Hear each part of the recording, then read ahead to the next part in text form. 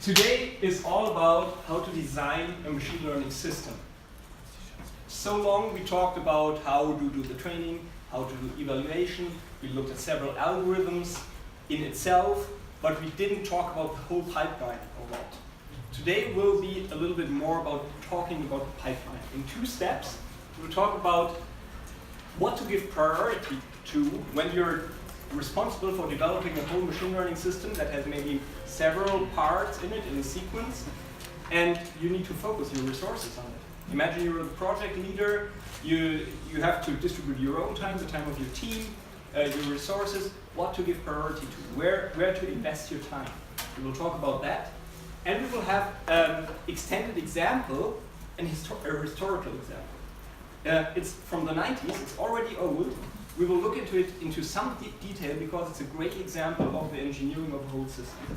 And in between you have 2 exercises to read about some best practices and discuss what of it you might have already encountered, what you use, what you find interesting. That's the plan for today. Let's dive into the topic. I hope at the end that you appreciate in the sense of you know why this is an elegant thing and you want to use it in practice. You appreciate the elegance of end-to-end learning systems, because this will be the final example, the second part of the lecture, and that you know how to design a whole system, how to prioritize it. That will be the goal. So let's start with what to give priority. Did you know that spam actually is older than email? Yeah. And you can buy it on Amazon. I think it tastes horrible, but you can buy it, and it's probably a good thing for all nerds in the room. Good. Let's build into let's start into an example, and the example will be spam classification. It's just for the next couple of slides, so we have some example to think about when we talk about system design. Here you have 2 emails. Maybe you read them for yourself for a second and you tell me what you see in them.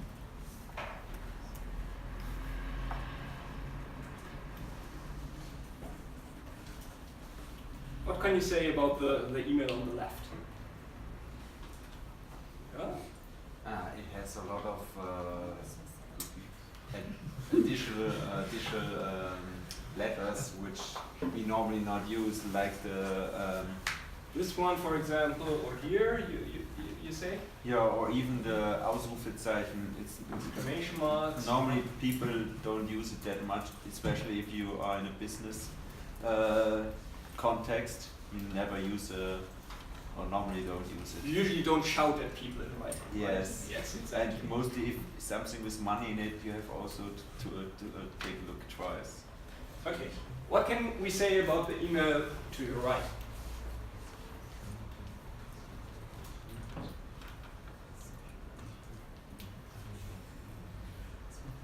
Yes? The structure says that the structure you say hi and the portion you say yes. It is structured in a different way. It has a proper introduction. It has a proper greeting at the end. It has real names in it. Actually, it has my name in it. If you look further, you can see that the sender has also my last name. So this has some personal relationship to me without knowing much more about my family structure. You probably could deduce that this is a personal email, somehow addressed to me personally, while this is the typical spam thing, right? And you as humans can see that easily without knowing too much about the context. What we're now talking about is some design aspects of designing a system that works in that, that does that automatically. Quick question, who has already learned about text analysis here? Most of you did the module on text analysis, so you have some background, roughly half of you. So we don't need to go into details here, but for all those who haven't heard that, what you could do in order to put this into a feature vector, very simplistically is, you could come up with a dictionary of the 50,000 most frequent words in the English language, arrange them by, I don't know, lexicographically, so every position in a vector would correspond to a specific word in your dictionary, and now, as a feature vector for that email, we could just count the occurrence of the word in our dictionary, and it would look, for example, like that.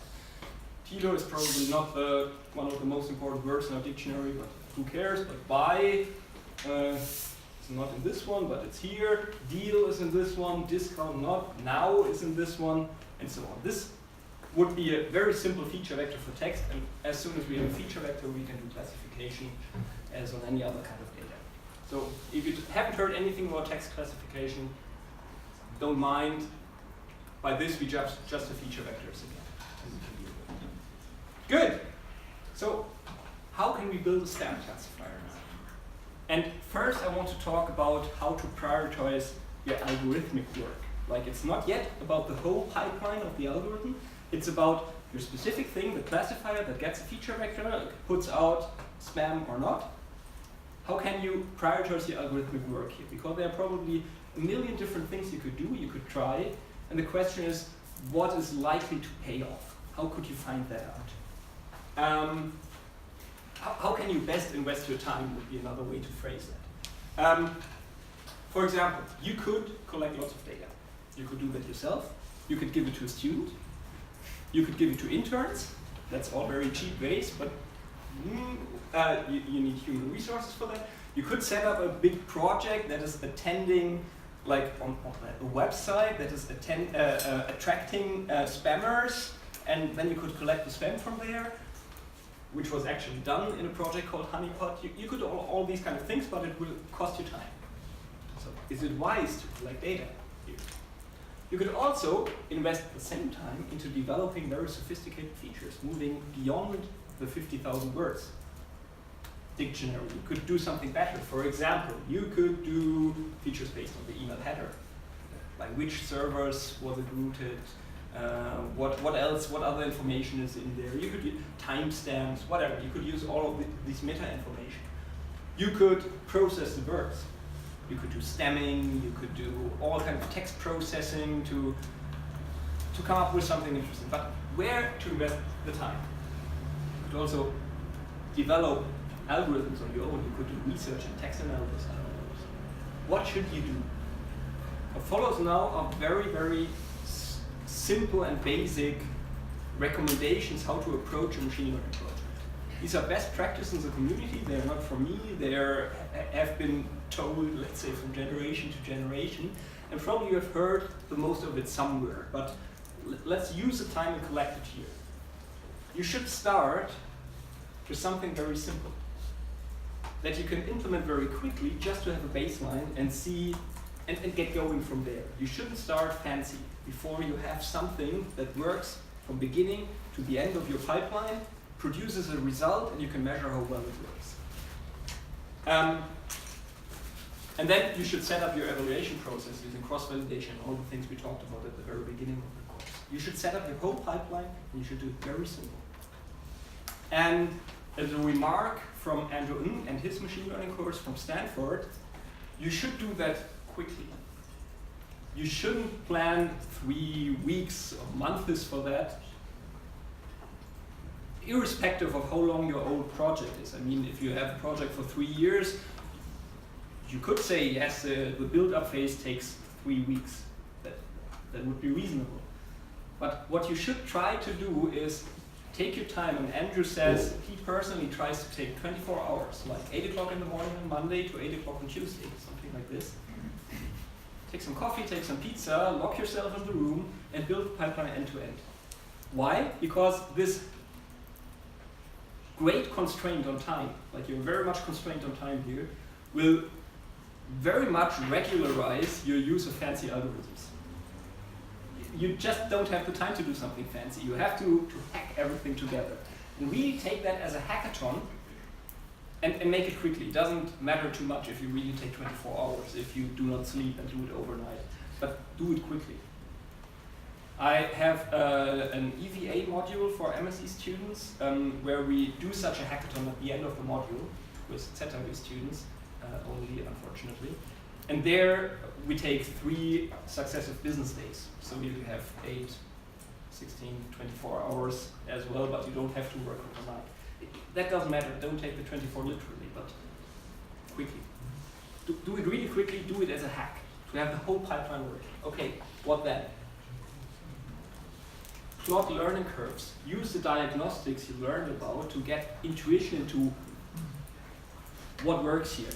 The quick and dirty baseline, does it really learn something or is it random? Get intuition into what is happening here. If you have a deep learning system, is it really learning? Do you have the right metrics at hand? So get intuition into what is happening. Don't just look at the final accuracy and say, oh yeah, it's fine, it works. Maybe it's just a bug and it doesn't do what you want. So have your diagnostics in place. And then do a thing called error analysis. We will talk about error analysis soon on the next 2 slides. There will actually be an exercise onto some more in-depth techniques how to concentrate on the algorithm that will come in 5 to 10 minutes. So I don't say much more about this. We will see that. Error analysis.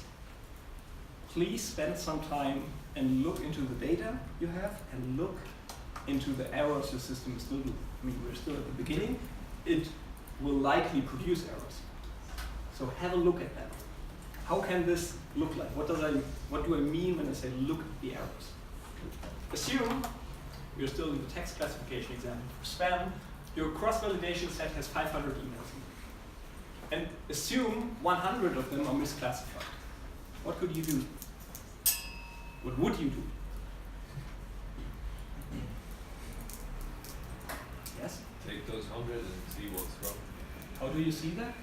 I look through them. You read them? Really? You read spam emails? It's all about Viagra and stuff. The guy is right. Yes, look at the stuff. But do we know which 100 emails are misclassified?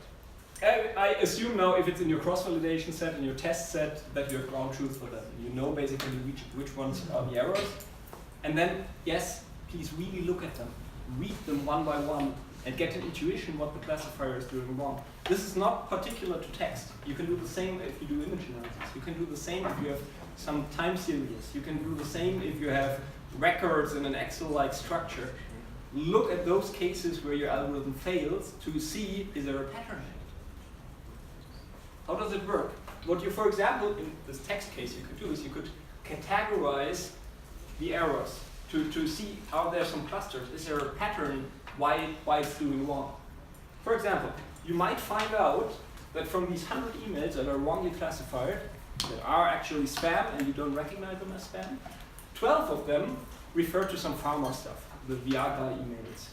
That, I don't know. Do only the guys get them? Do only I? Okay. Only 4 of them refer to fake goods, like Rolex watches that are actually not from Rolex. 53 of them ask for a password or your bank account number.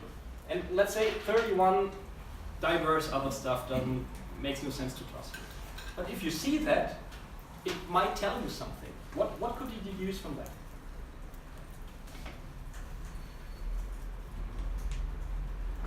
Is there something that immediately catches your eye when you see this? An idea that comes to mind? Yeah? The phishing filter would obviously do well. If you focus, for example, specifically on phishing and do invest some time there to detect phishing better, you will directly reduce your error by more than 50%. Yeah, that would be a good idea. If you would concentrate on the fake watches, that might take the same amount of time, but it will only reduce the error by 4%. So yes, this is what you can see there. It sees, ooh, I should do better at phishing. It's just, it makes total sense to do that. You could also look for other things. You could look for cues. Why is a thing misclassified? What is happening here that might be a problem for my current model, my current algorithm? For example, the deliberate misspellings, like you have numbers for letters and all this stuff that you don't see in normal text classification. Okay, this might make up 5 of your 100 names. 16 might actually have unusual routing in the header information. 32 might have lots of exclamation marks, what you mentioned earlier, and lots of question marks and everything, smileys. What would that say to you? What does it recommend?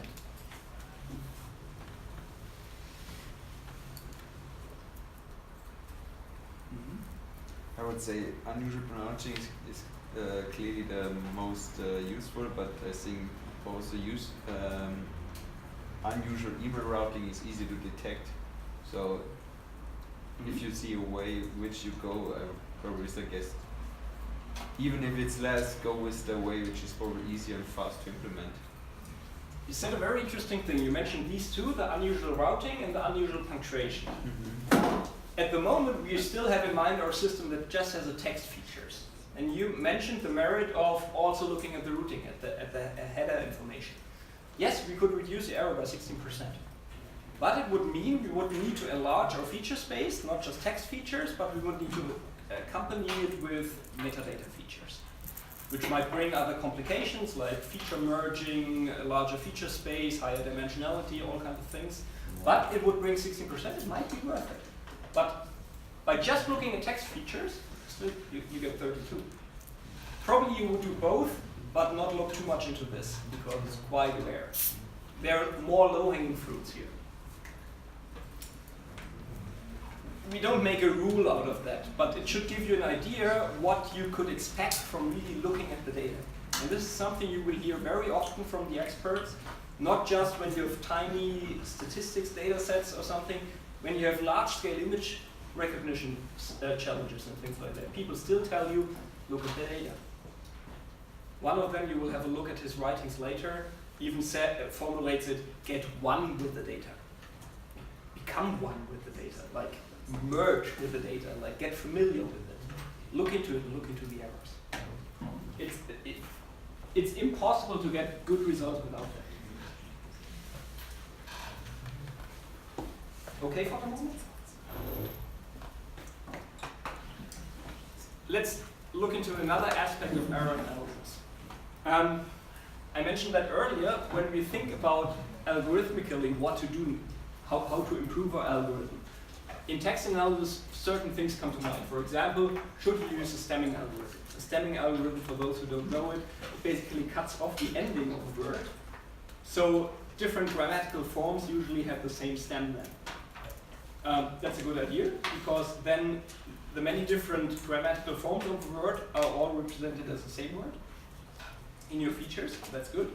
It has, of course, a drawback that some other things are also reduced to the same thing, which are actually not the same, like universe and university. The stem would probably be something like univer, whatever, and then both things have completely different meaning, but merged to the same word, and you cannot distinguish it in feature space. So it's not so easy to say in advance, is stemming a good idea or not. It depends a little bit on your case, and this means actually you have to try both. The magic word here that you should probably remember, specifically when you think about writing scientific papers or scientific reports, the magic word is ablation study. This is something you should always do. When you think about doing an improvement, when you're suggesting basically, hey, we go beyond state of the art by doing this. What you need to do is actually you have to show that this, what you propose, is actually doing something positive.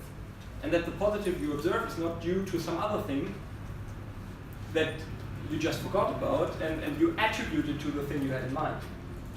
So an ablation study usually shows the same system without that and with it. And then you actually see what exactly is the merit of the thing you're proposing.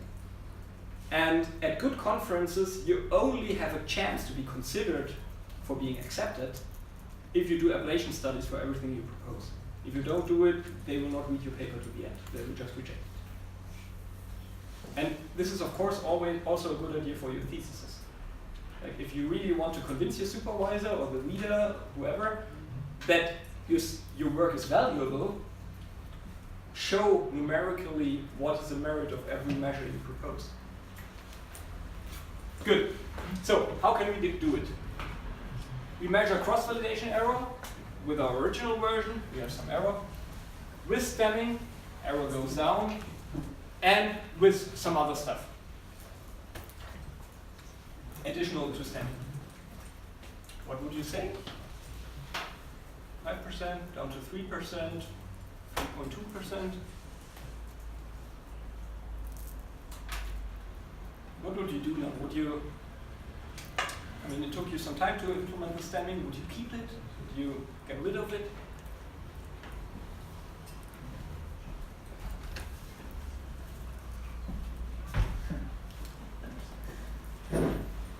You almost halved your error here. So, and you already did all the work in implementing it, so I would probably go with the stemming algorithm in that case. And I would not do the distinguishing between upper and lowercase letters, because it actually worsens the result in that case. So, these kind of ablation studies, these with and without, tell you quite well what you should do. You should keep a component, you can drop a component in cases where theory is ambiguous about what you can expect. Of course, there are lots of other things you should do. For example, you cannot just look at the error when your data is skewed, then you have to look at something like recall and precision. We talked about that earlier, I assume you know that. But these two slides, this one and the last one, should give you an idea about what I mean when I say you have to do error analysis. Look at the specific failure cases and learn from them, and do ablation studies of your idea, with your idea, without your idea, and see what actually does it change. Any questions up to here?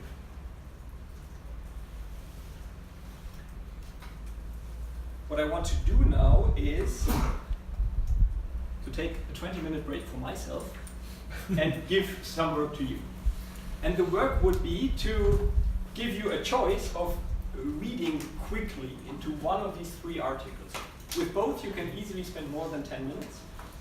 But I would ask you to just get an overview. Start reading it. Don't go too much into depth. Read it superficially to get an overview. All 3 articles propose several best practices with respect to the algorithmic engineering, how to make it work in the end. A very great article by Andrej Karpathy on specifically on how to engineer deep learning systems. Some usings from myself, generally on how to do good research methodology in machine learning.